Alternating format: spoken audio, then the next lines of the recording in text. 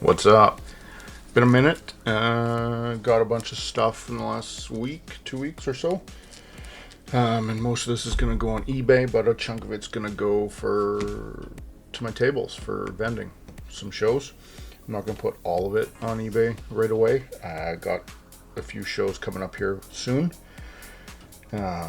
Two good ones in February, so yeah, I just feel like I can move a lot of the stuff, or I'm hoping to at shows, and so I'm not going to list the bigger stuff on eBay. But yeah, I mean, go through sort of the smaller stuff to the bigger stuff. But man, sourcing cards, challenging. There's all those memes about people, and they're like, you know, Pokemon collection, $10,000. I know what I got. You know, like that's very real when you're out there trying to find lots. I'd say like a third of the listings are like not interested at selling everything at a percentage. Yeah, just a lot of challenges out there in sourcing cards. Totally your prerogative if you don't want to sell your collection at 85%. But I just laugh. Yeah, that's all you can do. You've got a binder that's mostly like 50 cent to $4 cards or something, and you post a collector link, and collector's worth 2,000, and you're like, I'm not accepting anything less than 2,000. And it's just, yeah, I could talk about that until I'm blue in the face. So that's challenging. I messaged someone today, and he had, what did he post? He posted something along the lines of selling my whole collection. He had pictures of binder pages and things like that. He's like, I will consider offers on it singles, but would prefer to do a big deal. And so I just sent him a message like, hey, can you send me some pictures of like a few of the higher value cards there and stuff like that. And his response, it was so bizarre, for a post that the guy's like, I'm selling my collection. I want to sell everything. And then the response he gives me when I just ask for some pictures is like something along the lines of, oh, I'm not selling the gold in here. It's like, what? Like you made a post saying you want to sell your collection, and now you're saying you're not selling the cards you like in the pictures of your listing. It's like, just, okay, keep them aside. But just the fact that people are like calling it gold it's kind of funny. It cracks me up a little bit. I know what I got. But yeah, nothing like unusual in this stack, at least not yet. But a good chunk of stuff to sort of replenish some of my rainbows and full arts. And it's always nice to have some Japanese SARs. That's nice. I love the terrestrial stuff. Yeah, it's crazy. I was talking to another guy, and nice, Janine. I was talking to another guy. He was like, he posted, "Hey, this binder's worth $1,400, and I want to sell it for $800." And I was like, "Okay, cool." So I just sent him a message. I was like, "Hey, you have a link or something? Collector link or something like?" Because if you're posting, you're selling your collection, and it's worth X, to me that means you've already gone through collector or price charting or even some of these other ones, and like entered your cards in their condition, and it came out with an estimated total value, right? He's like, here's a collector link, but it's not accurate. A bunch of that stuff is not included, and there's a bunch of stuff not in there. And it's like, okay, well then how do you know it's worth 1,400? Two, I'm not going to go through all your videos and pictures and create my own collector portfolio, just too much work. And like three, so what, am I just supposed to trust you that there's 1,400 in value in this binder? And like, how do I know which ones are no longer in there and stuff like this? And it was just funny. I love this Mew. Its damage has got a few creases, but man, this vintage stuff is popping off. It is crazy. I know people are like, oh yeah, Pokemon cards have kind of cooled off. We're in a cooling period. Stuff's a little flat or down a bit. Man, it depends where you're looking. Some stuff is not down. Some stuff is 10x. which is crazy. So yeah, I was talking to that guy, and obviously that was going nowhere. And I was like, dude, you're just asking me to sort of blindly trust and drive 2 hours to buy something when I've got no confirmation of anything in terms of what's there, what's not there, stuff like that. And then he sends me pictures of other binders, and he sends me one. It's got a bunch of cards that are like $1 or $2, 50-cent cards. But then there's some heavier hitters, you know, a few $100 each kind of thing, like prismatic, I think, SIRs and stuff. And I'm like, oh, that's super interesting. He's like, but I'm not accepting anything less than 90% on this binder. And I was like, well, for anybody buying all those little cards, it's not worth. I mean, at 90%, you're losing. You're just straight up losing. If I pay 90% on a $1 card, I'm losing. There's no way I win unless I take it to a show and I hope I sell it for $3 or $2 kind of thing, right? There's no way I'm listing it on eBay and making money, probably, if I'm paying 90% at those rates. Anything under $4, I mean, from a business perspective, a resale perspective, I mean, at that point, you need to just do bulk rates. Yeah, and so, like, that's kind of annoying. And I said, hey, like, I'll give you a really strong offer. Like, I'll give you 85% on the binder. And that was on all the little ones, but 85% on the bigger ones, too. Which, for a cash offer, is quite strong. I think a lot of people would be harder pressed to get that kind of offer. But we are seeing it more frequently. That's for sure. Nice. It's funny, it's kind of my first time really going through these. I don't really, I didn't know what was in there. This is funny because I'm buying one of these tomorrow. It's not terrible. There's no damage on that. Let's go. I'm gonna have 2 Gengar level X's. Sick. Woo-hoo-hoo-hoo! Damn.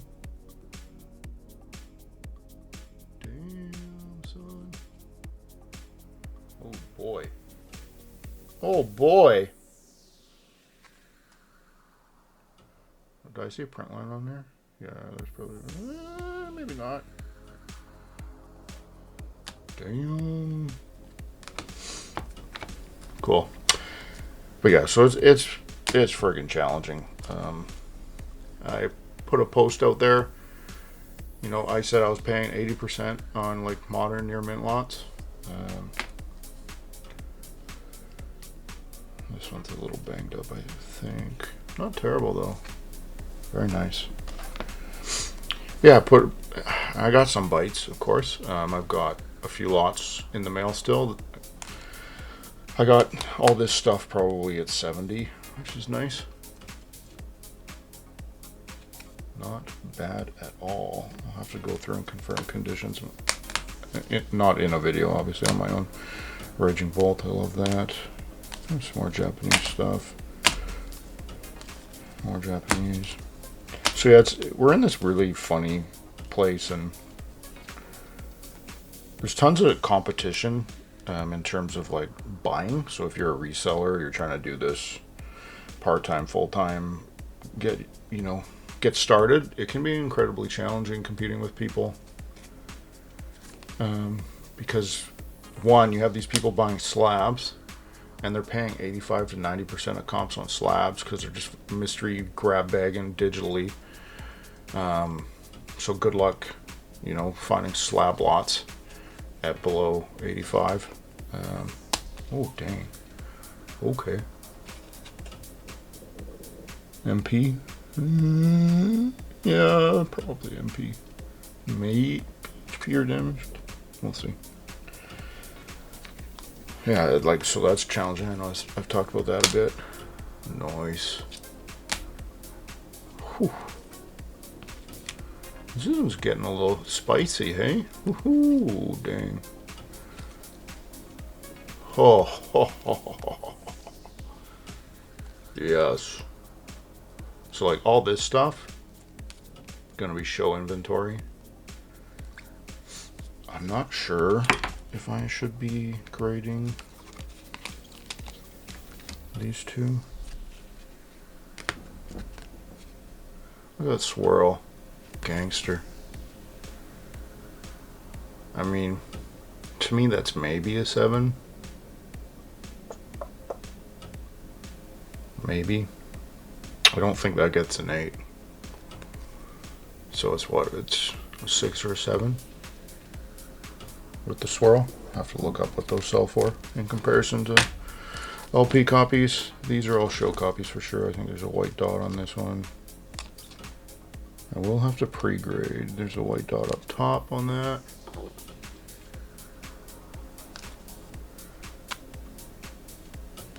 Too hard to tell on this one. I can't really see. Centering looks off. Left to right at the bottom. And it's probably a little crooked, so that one's not. So none of these are 10 contenders in my mind. So yeah, that's some of the heavy hitter stuff I was getting into lately. The stuff on its way for the most part. Well, actually, I'm getting some pretty good Gengars tomorrow. Shout out to Teak. And I'm picking up a couple other slabs and whatnot, which is exciting. But nothing like super crazy, I don't think.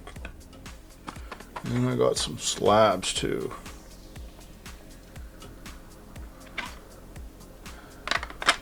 Like the 5s and stuff. Like stuff like this I don't think I would have too much problem moving, whether at a show or on eBay. Zards and Mewtwo. I mean, the numbers don't really matter if the price is right. Bianca. Zards in a 9. Zards in a 9. I just wanted to. I haven't had a raw one of these ever, and so I got a good deal on this. I think I ended up spending. I think I got these slabs at 75%. Really wanted this one. Honestly, I think I got this one closer to 60%. So very happy on that. There is like a thing. I love these older EXs, so I want some of those, and these are just almost like freebies. I think I might crack these. I think it's just better off to sell these raw than as 8s. 8s are that, when it comes to modern, 8s are just weird, man. And then these two 10s. Not actually sure what this one's worth, but that's probably an eBay sale. I'd probably try to move this at a show. But yeah, so that's some of the stuff I got. But yeah, it's sourcing cards can be incredibly time consuming, incredibly challenging. Even just like the back and forth with people. Like I've got a few guys and they'll send me a spreadsheet, right? And then it's like, okay, great. We're talking about hundreds and hundreds of cards. And you know, it's a lot when you're doing this online because you can't confirm condition. And when you're in my position, you need to be more conservative in your listing of conditions. I think that's just the way to succeed on eBay in general, is being a little conservative so that your buyers are almost always more impressed when they get the card than disappointed. I think that's important. But yeah, so like one guy will send me pics and he's just like, yeah, this card's near mint, and it sends it to me and it looks like the PSA 5. You know, it'll look like this. Pretty consistent whitening around the card. It'll be like moderately played or LP minus or something, and it's like that's not near mint.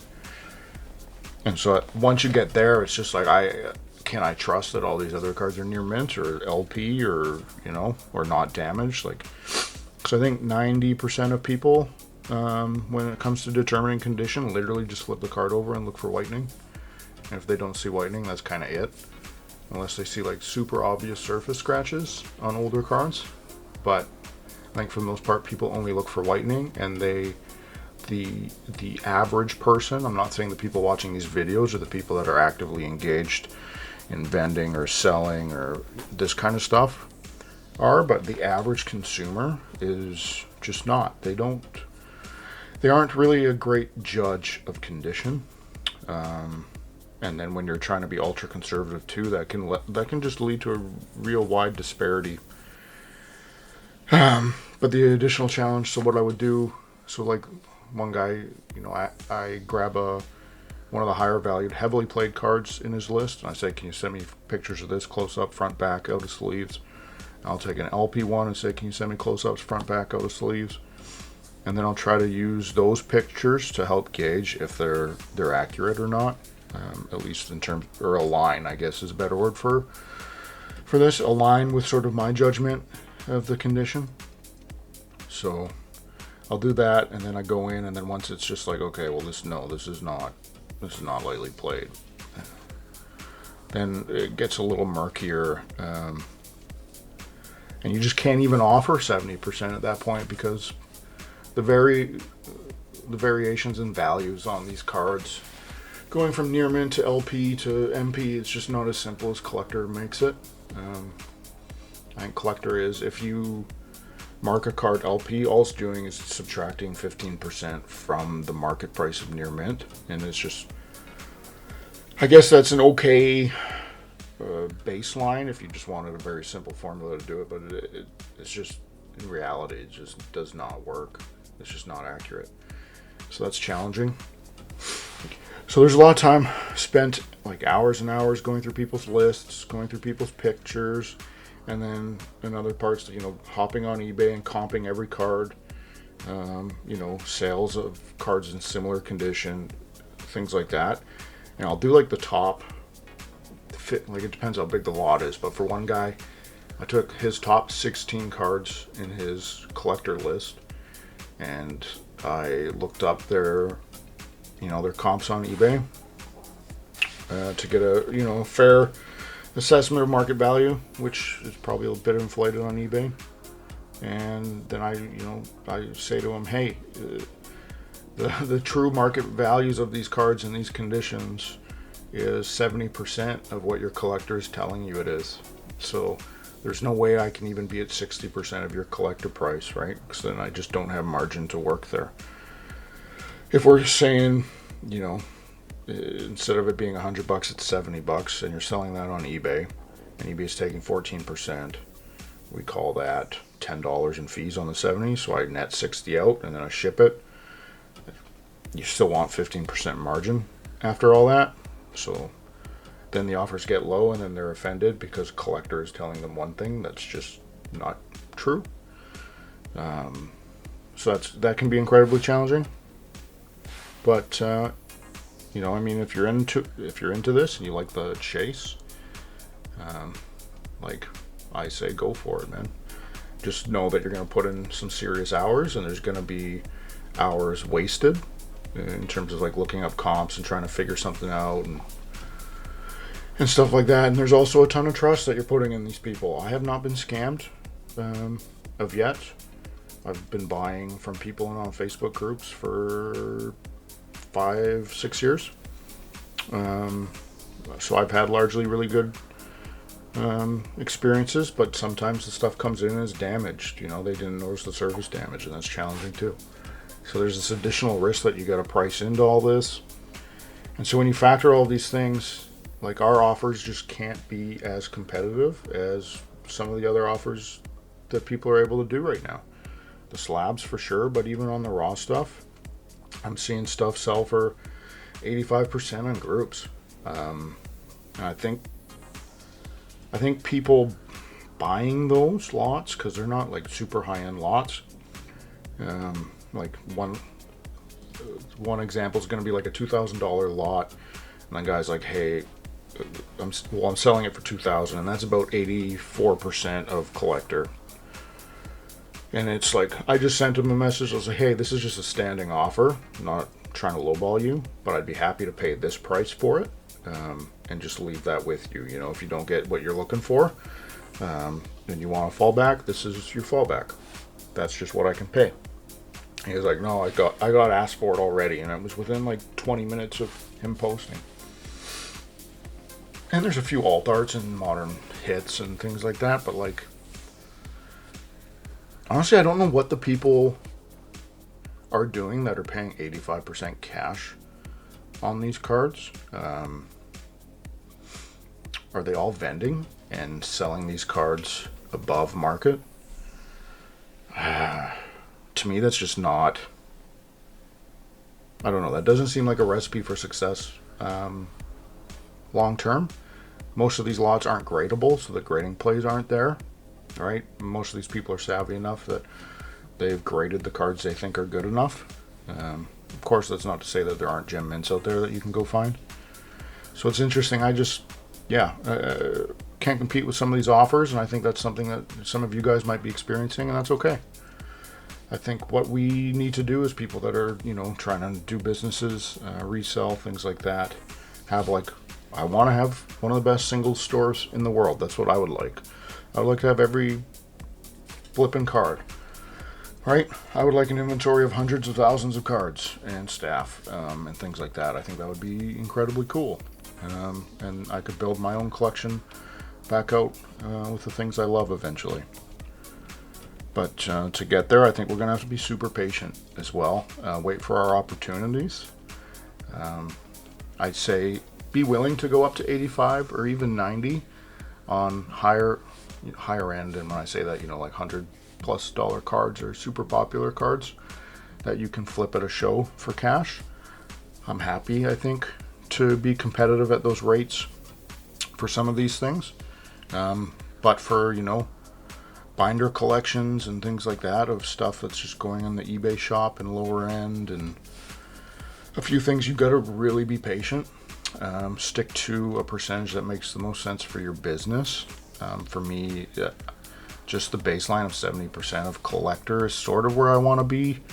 But in the last week, doing quite a few exercises comparing collector with eBay recently sold or TCG Player recently sold or low lists or things like that, and it's weird. It's just not quite as accurate even as I would have hoped on near mint stuff too. So, but yeah, that's it for me today. I got some cool stuff. I'm heading out of town tomorrow to buy some more cool stuff. Some Gengars, a slab or two, a binder collection, stuff like that. Nothing crazy, but maybe I'll do a short on some of the Gengars I pick up tomorrow. I'm going to keep popping out YouTube shorts of just like the cooler stuff, because it's helpful for views, for subscriber count. I think people like short videos where they can just see cool cards. So I'm going to keep that going. Maybe these two are next. And yeah, if you watched this far, which you haven't, thank you, and we'll see you next time. Peace.